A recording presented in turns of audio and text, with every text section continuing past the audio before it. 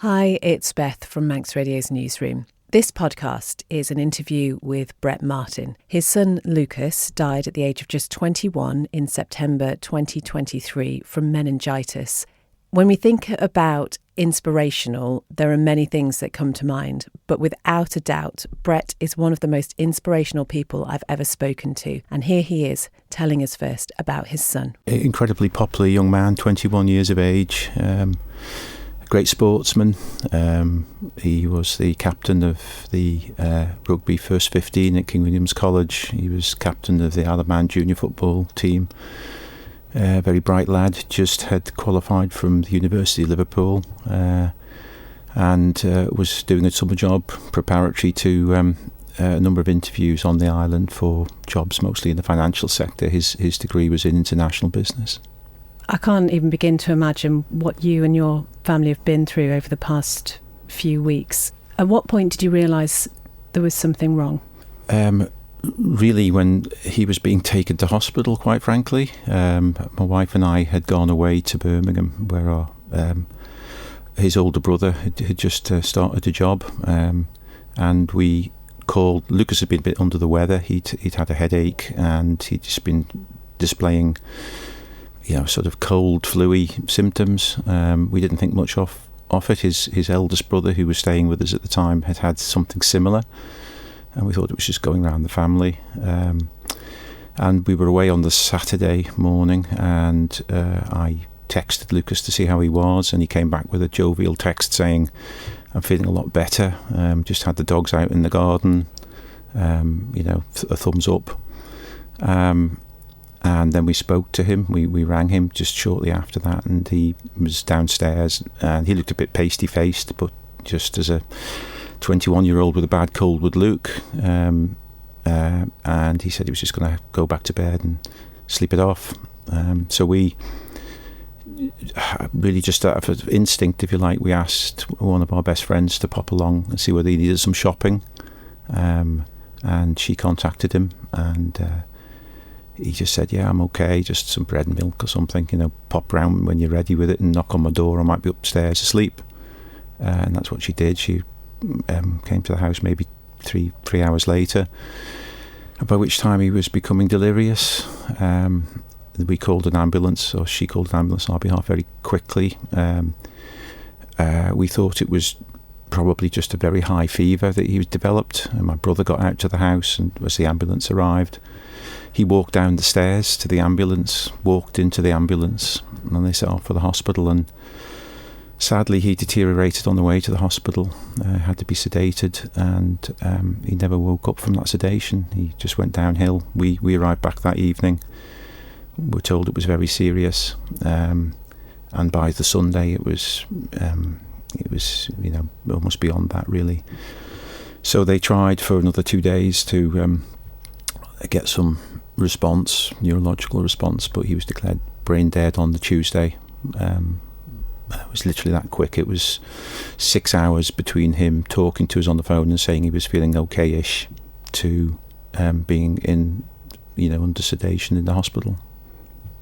It's almost beyond belief, isn't it? And I think just listening to that, I think as any parent whose child felt a little bit under the weather would think, there was nothing there to signal anything very serious was going on. Yeah, that's correct. I mean, one of the nurses in the ITU units, we were obviously going through things and saying if only we'd, if only he'd got here a day earlier, if only we'd, picked up on it a day earlier. And she said that the difficulty with things like this is that probably if he'd presented it presented to A&E a day before saying, "I'm 21, I've got a headache and a sore throat," they would have said, "Well, take a paracetamol and drink plenty of fluids." It was really that sudden. He didn't have any of the symptoms that you typically expect.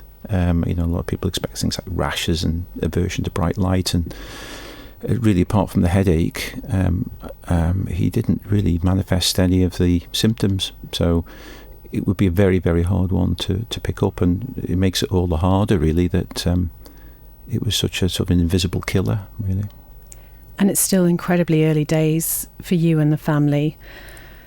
Is it possible to put into words how you're all doing at the moment? Well, it's very, very difficult, but we're determined to be as positive as we can, because Lucas was a really, really positive lad. And we set up a website which ultimately be linked to a charity in his name, and that's lukeymartin.com. But we've got an acronym which we're using. We're going to create T-shirts and likes in his name, but the acronym we're using is LOADS, which is L for love, O for optimism, A for ambition, D for determination, and S for selflessness, because they were the kind of qualities he had.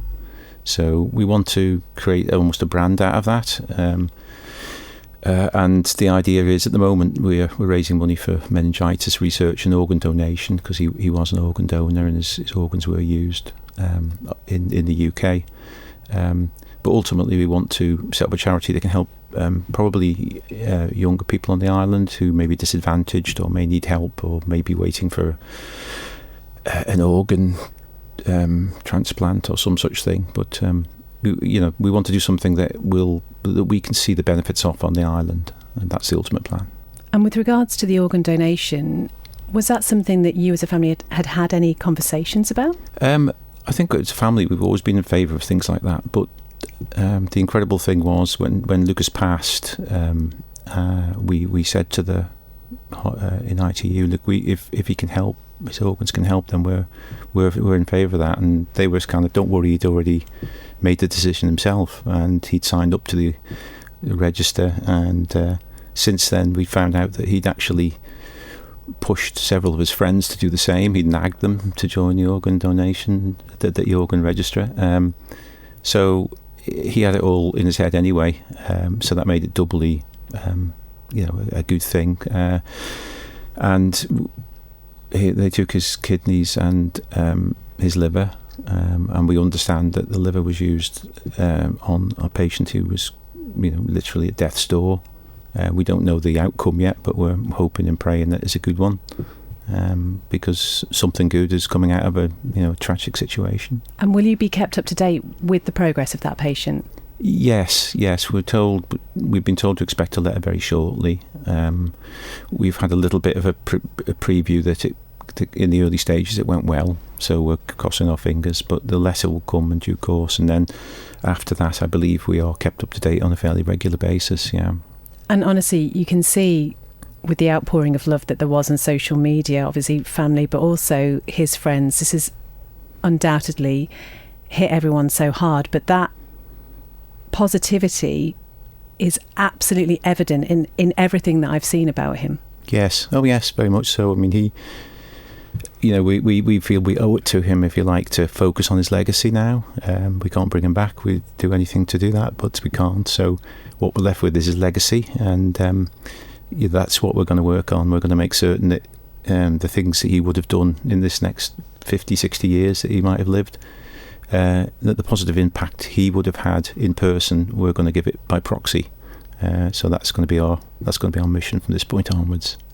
And in terms of you and your family, we were just talking about this notion of creating a new normal for you now, which is, it's quite an ordeal, I guess. Yeah. I think, I mean, I described it when it first happened to some of my friends as that most people are spectators to grief, if you like, to deep grief. They see things on the breakfast television about some awful earthquake or disaster that's happened and so many people have been killed, and you see the people crying over the loss of their children and so on. It's a spectator sport. It's horrible. You feel sad for 2 minutes and then you pick up your car keys and you drive to work or go about your business. But when you're called onto the pitch, it's a whole different place to be, and it gives you a perspective which I don't think anybody other than somebody who's been there in the loss of a child like this can really contemplate and understand. So yeah, it's a new normal. It will never be the same. We'll never forget him, obviously. Life will never be the same without him, but we owe it to him to push on and take the positives out of this. And are you able to find people that you can talk to about it? Yes, it's early days yet. But there are people on the island. We've been in touch, for example, with Diane Taylor, who runs the organ donation Isle of Man. She went through a similar terrible tragedy years ago. So we met her a couple of times, and we're working with her on some of the fundraising initiatives. I'll probably become a volunteer to help her in that process as well. So yes, we've had a few people, friends and strangers really, that have written to us and said, we've had similar experience, losing a child or a relative, close relative like this at a young age, and so we will in time have those conversations, because I think it would be a useful part of the healing process. Well, we're going to put a link to the website that you mentioned on our social media and our website as well. But that is a really important focus, I guess, in the immediate future. Yes. We at the moment, my eldest son, Connor, is an IT expert. That's his job. So he's been able to quickly put this website together. It has stuff about Lucas himself. It has stuff about how you can donate to meningitis and organ donation. It has testimonials about him. Ultimately, one of the things we want to do is get a Be Inspired page on there, which is to say that, broadly speaking, the average person inspires about 10,000 people in their lives. It leaves a lasting impact on about 10,000 people. We want to put Lucas's attributes and the words of his friends on that page and have people effectively click to say, yeah, that's made me a better person by reading that. The idea being that ultimately he'll get more than 10,000 clicks and he'll have had that impact. And then we're going to have we're creating his own merchandise, his own brand, which he would have loved. He loved his clothes. And the idea is once we get the charitable trust set up, then the profits of any clothing sales we make will go towards the charity, and will be used for the benefit of local people on the island. Honestly, Brett, just listening to you, I think absolutely incredible that all of this is coming together. As you say, it has been such a short time, really. And I guess that says a lot about Lucas, but a lot about you as a family as well. Yeah, I hope so. And also his friends. I should include his friends in this. They've been incredible. They're fundraising for a memorial garden, which is amazing. They're going to buy a piece of land and, we're going to put sky benches on it and that sort of thing. But they have obviously been devastated by his loss. He was one of the captains of the group. But they're like-minded people, positive people. They're going to get something positive out of this, and so they've been a great support to us, and I hope we've been a support to them as well. And again, the website thinking specifically about raising awareness and talking about meningitis, and I guess just making sure that we're more aware of the symptoms, which, as you said earlier, might not be the ones typically you always think of. Yes, I think that's right. I mean, one of the things I've kind of learned after the event is that the symptoms can be quite different by age group. So the typical things you might hear when you're a parent of a younger child is things like rashes. But when they go through the teenage years and the early 20s, that's not necessarily a symptom anymore. The symptoms change, they can be different. So I think, I'm not a medical expert, so I wouldn't want to confuse people, but I think it's well worth looking at websites like Meningitis Now, which is a major UK charity, or Meningitis Research Foundation. They'll give you symptom checkers for different age groups on there and what you should look out for, and it's on the lukeymartin.com website. You've got links to them, or you can just look at them direct, and they'll tell you what the warning signs are. Brett Martin, and the link to the website for Lucas is on this page. It's also on our social media pages as well. Thank you so much for listening, and until next time, goodbye.